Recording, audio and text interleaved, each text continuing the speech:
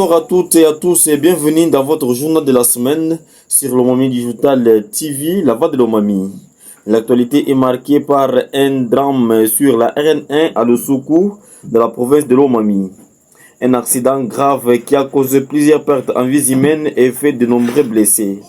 Retour sur les faits et la situation actuelle des rescapés. Ce drame rappelle une fois de plus les défis liés à la sécurité routière dans notre pays. Entre excès de vitesse, imprudence et manque de contrôle, les conséquences sont souvent lourdes. Il est urgent de renforcer les mesures de prévention pour éviter que de telles tragédies ne se répètent. Nous pensons aux familles des victimes et aux blessés qui continuent de lutter pour les... Aujourd'hui, sur la province de l'Omami, une région où se déplacer reste un véritable défi quotidien. Sur les tronçons Nganaji-Kaluputa, les usagers lancent un cri d'alarme face à l'état déplorable de la route. Reportage. À l'Omami, l'absence de routes praticables freine non seulement les déplacements, mais aussi le développement économique et social. Entre routes impraticables, véhicules embourbés et longues heures de trajet, les populations vivent un véritable calvaire. Les usagers du tronçon Nganaji-Kaluputa appellent les autorités à agir en urgence pour réhabiliter cette voie essentielle.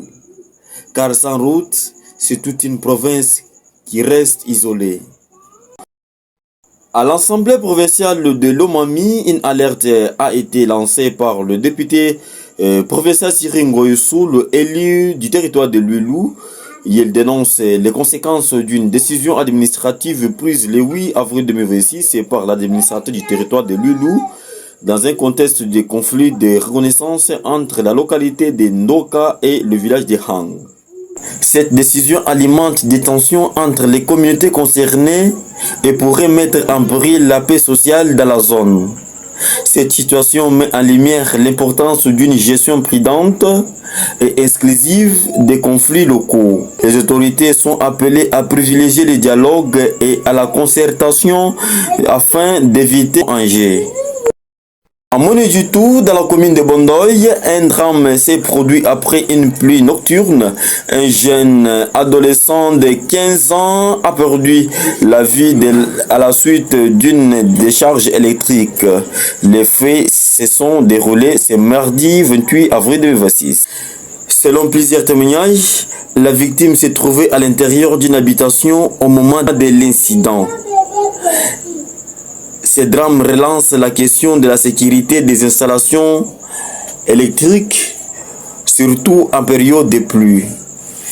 Les autorités et les services concernés sont appelés à renforcer les contrôles et à sensibiliser la population aux risques liés aux décharges électriques.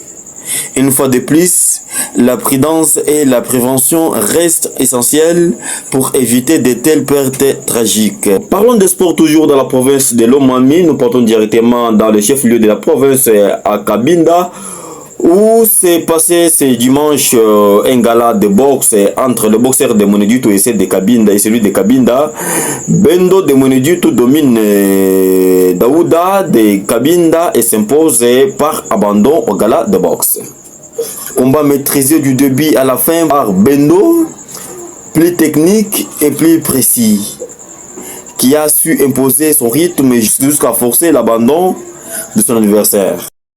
Voilà, c'est à cette nouvelle que nous mettons fin à notre journal de la semaine. Merci à vous d'avoir fait confiance à la chaîne YouTube l'Omami Digital TV. Merci à tous. On va se voir le mardi prochain. Bye bye.